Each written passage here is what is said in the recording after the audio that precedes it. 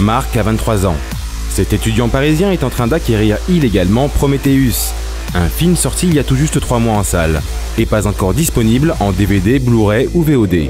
Marc utilise pour ça la méthode des newsgroups.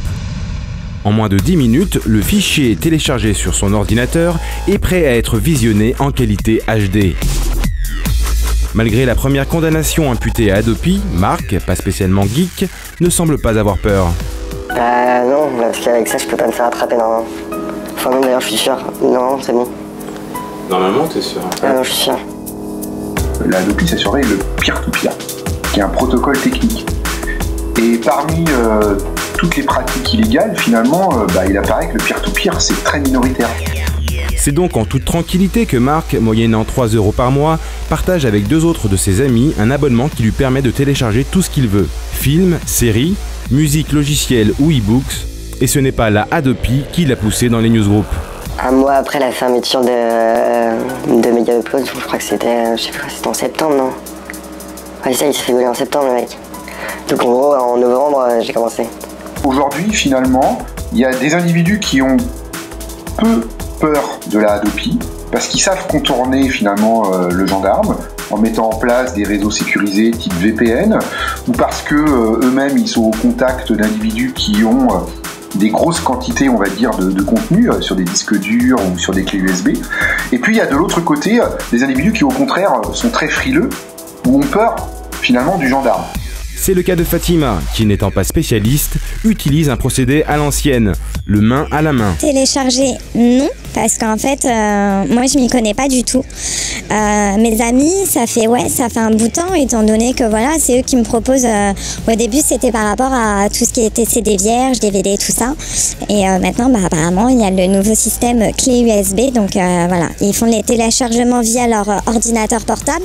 Et ensuite, ils insèrent la clé et ensuite, ils me redonnent la clé directement.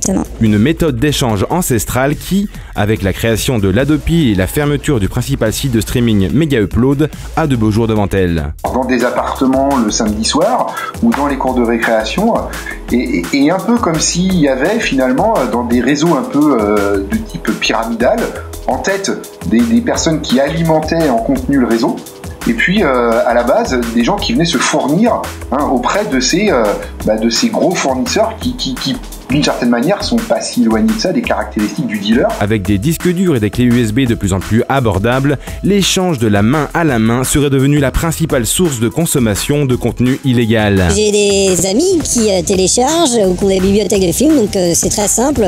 Tous les 6 mois, j'arrive avec mon disque dur. Je le branche et là je prends pour 6 mois de vidéos, de musique, de tout ce dont j'ai besoin globalement, quoi. Si l'Adopi avait déjà peu de prise sur les échanges illégaux de contenu online, elle est totalement désarmée par rapport à ce nouveau mode de transmission. Le principal problème, les offres alternatives et légales restent peu convaincantes. Ça m'embête d'alourdir ma facture téléphone, internet très rapidement, peut-être de la doubler ou de la tripler pour voir des films que je peux voir outre mesure, quoi. Le jour où les films ils seront en gros à 2 €, les séries à 1 €, franchement je me poserai plus la question. Quand tu regardes, je sais pas, n'importe quelle série, genre Doctor House, la saison elle sort en septembre de l'année d'après. Donc, mais après, je suis même pas sûr que sur YouTube elle y soit en plus. Enfin, pas sur YouTube, sur iTunes. YouTube, iTunes, un lapsus révélateur qui en dit long. Le géant de la diffusion de vidéos sur Internet participe à sa mesure à la diffusion illégale de longs métrages sur son site. En tapant film entier, on a accès à un catalogue de films certes restreint, mais pour certains récents. La consommation de contenu illégal a encore de très beaux jours devant elle.